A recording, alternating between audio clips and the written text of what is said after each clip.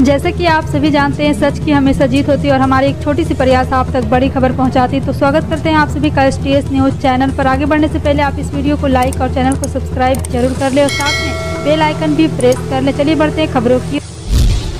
Delhi BJP को लग सकता है झटका। CNX सर्वे में बड़ा खुलासा, 2 सीटों पर हार की आशंका। पूरी जानकारी आपको विस्तार से देंगे, वीडियो को अंत तक जरूर देखें। जी हां, आपको बता दें लोकसभा के चुनाव 10 माह के अंदर होना है और इस बात का ध्यान में रखते हुए राजनीतिक दलों के नेता अभी से विरोधियों को सियासी पटखनी देने में जुट गए। मोटे तौर पर 2 गुटों के बीच सियासी मुकाबला की संभावना। ये गुट नेशनल डेमोक्रेटिक अलायंस और Indian national development inclusive alliance है। दोनों गुटों के बीच अभी से आरोप प्रत्यारोप चमर पर है।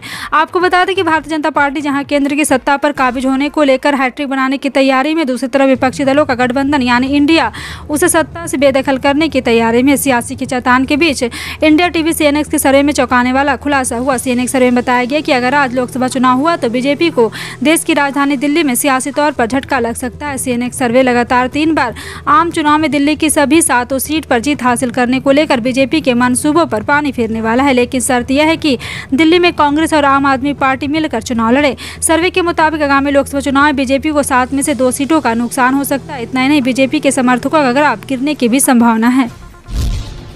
मणिपुर मुद्दे पर विपक्ष के हंगामे के कारण लोकसभा में मंगलवार को भी प्रश्नकाल नहीं हो सका और सदन की कार्रवाई अपराह्न 2 बजे तक के लिए स्थगित कर दी गई। पूर्वाह्न 11 बजे सदन के समवेत होते ही लोकसभा अध्यक्ष ओम बिरला ने जैसे ही प्रश्नकाल शुरू करने की घोषणा की, विपक्षी दलों के सदस्य सदन के बीचों बीच आकर हंगामा और नारेबाजी करने लगे। श्री बिरला ने इस बीच प्रश्न पूछने के लिए सदस्यों के नाम पुकारे। शोरगुल के बीच केंद्रीय पंचायती राज राज्य मंत्री कपिल मोरेश्वर पाटिल और केंद्रीय कृषि एवं किसान कल्याण राज्य मंत्री कैलाश चौधरी ने सदस्यों के प्रश्न के उत्तर भी दिए।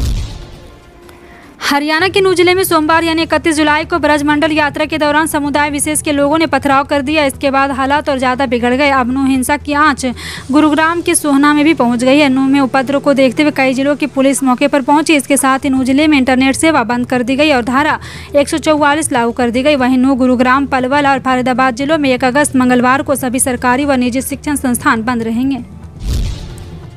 प्रधानमंत्री नरेंद्र मोदी को लोकमान्य तिलक पुरस्कार से सम्मानित किया गया। मंच पर इस दौरान शरद पवार, राज्यपाल CM एकनाथ शिंदे और दोनों डिप्टी CM मौजूद रहे। PM मोदी बोले कि जिनके नाम में गंगाधर है उनके अवार्ड की इनाम राशि मुझे दी गई। इस राशि को मैं नमामि गंगे प्रोजेक्ट में दे रहा हूं। लोकमान्य तिलक ने स्वतंत्रता आंदोलन की पूरी दिशा बदल दी थी। जब अंग्रेज कहते थे कि भारतवासी देश चलाने के काबिल नहीं, तब उन्होंने स्वराज का नारा दिया। लोकमान्य तिलक का इस देश के निर्माण में अहम योगदान रहा है। उनका गुजरात से गहरा नाता। उन्होंने साबरमती की जेल में काफ़ी समय बिताया। बिहार में जातीय जनगणना जारी रहेगी। पटना हाईकोर्ट के चीफ जस्टिस KV चंद्रन की खंडपीठ ने जातीय जनगणना के विरुद्ध दायर याचिकाओं को खारिज कर दिया। बता दें कि पिछले साल नीतीश कुमार की कैबिनेट ने जातीय जनगणना को मंजूरी दी थी, जिसके बाद राज्य जातीय जनगणना का काम भी शुरू हो गया था, लेकिन बाद में अदालत के आदेश के बाद इसे रोकना पड़ा। आज हाईकोर्ट के चीफ जस्टिस की बेंच ने सभी याचिकाओं को खारिज करते हुए इसे मंजूरी दे दी है। हाईकोर्ट के इस फैसले से राज्य सरकार को बड़ी राहत मिली। वहीं इस मामले की याचिकाकर्ता अब सुप्रीम कोर्ट जाने की तैयारी कर रहे हैं। मंगलवार को मुख्यमंत्री यहां कैबिनेट की बैठक हुई। जी हां, आपको बता दें कि मंगलवार को मुख्यमंत्री योगी आदित्यनाथ की अध्यक्षता में कैबिनेट बैठक हुई। इस दौरान 32 प्रस्ताव को मंजूरी मिली। बैठक में उत्तर प्रदेश शिक्षा चयन आयोग का गठन को भी मंजूरी मिली है। एक अध्यक्ष और 12 सदस्यों की कमेटी होगी और इसका मुख्यालय प्रयागराज में रहेगा। राज्य सरकार के अधीन ऐतिहासिक इमारतों को 90 साल के लीज पर आवंटित करने का फैसला किया गया है। उत्तर प्रदेश बाटा टूरिज्म स्पोर्ट पॉलिसी 2023 को मंजूरी मिली है।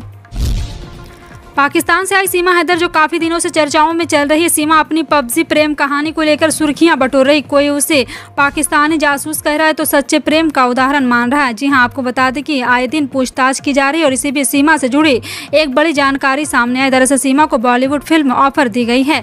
सचिन और सीमा के परिवार की ओर से कहा गया था काम धंधे के लिए बाहर न जाने के कारण उनके खाने की दिक्कत हो रही है, एक एक रोटी के मोहताज हो रहे हैं। ये खबर जैसे ही सुर्खियों में आई, उत्तर प्रदेश नवनिर्माण सेना के अध्यक्ष अमित जानी ने सीमा और सचिन की मदद के लिए हाथ आगे बढ़ाया। अमित ने अपने फिल्म प्रोडक्शन हाउस जानी फायरफॉक्स तले बनने वाली मूवी में अभिनय का ऑफर कपल को दिया है।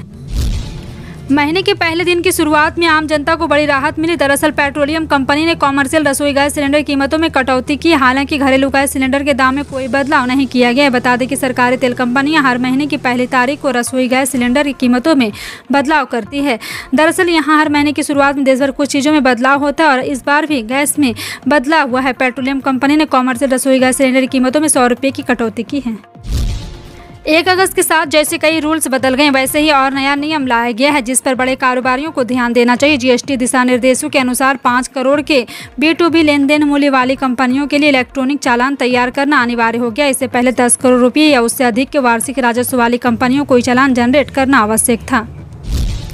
केंद्रीय कर्मचारियों के लिए बहुत ही अच्छी खबर है। श्रम मंत्रालय ने जून 2023 AICPI इंडेक्स के आंकड़े जारी कर दिए। जून महीने के AICPI इंडेक्स में बड़ी उछाल दर्ज की गई। मई में यहां 134.7 अंक पर था, वहीं जून में यह उछलकर 136.4 अंक पर पहुंच गया। इस तरह जून महीने में AICPI इंडेक्स के आंकड़े 1.7 की बढ़ोतरी के साथ है। मई के आंकड़े की बात करें तो यहाँ कुल DA स्कोर 45.58% था।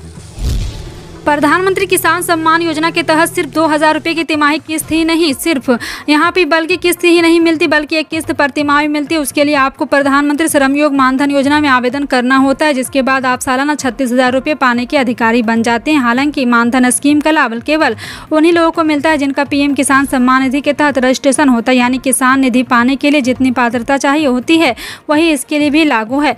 फिलहाल आपका इन सभी खबरों पर क्या कहना है कॉमेंट सेक्शन में टाइप करके जरूर बताएं। इस तरह के पल पल की अपडेट जानने के लिए जुड़े हैं आप अपने NTS न्यूज़ चैनल से।